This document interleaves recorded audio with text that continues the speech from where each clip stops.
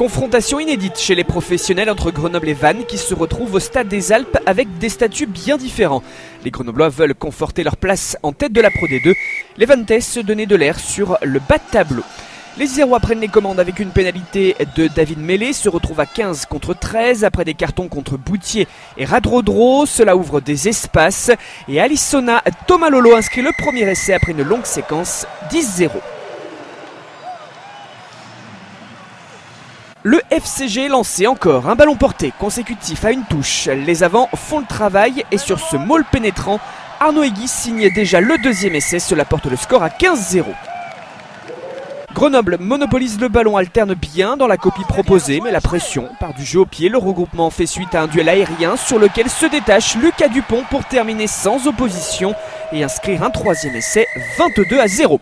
Match à sens unique pour le moment, les Grenoblois reprennent leur travail d'usure de la défense avec de longues actions, des charges répétées. Cela ressort vers Tomalolo qui signe un doublé dans son registre, celui de la puissance 29-0. Vannes fait cependant preuve de ressources juste avant la mi-temps malgré l'adversité, tout simplement en arrivant déjà à remettre la main sur le ballon. Possession en sortie de mêlée, un secteur où le RCV souffre. Anthony Boutier prend l'axe grâce à de bons appuis et l'arrière s'en va dans le dos de la défense pour donner ensuite dans la course de son ailier Gwenaël Duplaine qui termine le 2 contre 1. 29-7, c'est le score à la pause. Match jusqu'ici compliqué pour les Bretons.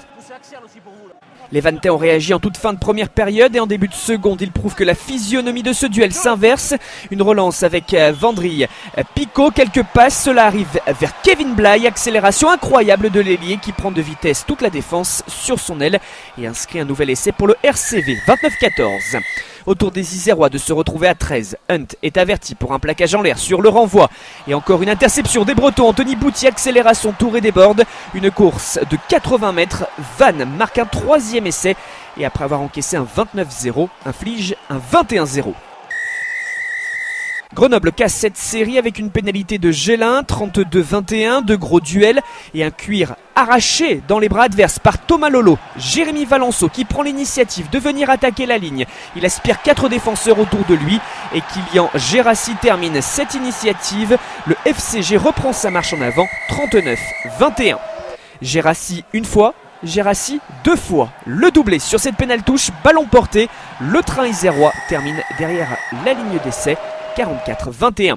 Pas le temps de respirer, les Grenoblois poussent pour sécuriser un bonus offensif. Pour ça, c'est une action collective dans les 22 mètres adverses. Du jeu après contact. Et la conclusion de Dupont pour un autre doublé. Le 7e essai du FCG, 51-21. Ce n'est pas terminé, les Vannettais savent que le score est plié, mais ils veulent priver l'adversaire du bonus. Ils jouent une pénale touche et voilà Eremassi Radrodro derrière la ligne. 4e essai du RCV, 51-28. Le 8e essai du FCG arrive dans la foulée sur une mêlée, secteur où ils ont dominé toute la rencontre. Steven Stefano conclut cette avancée.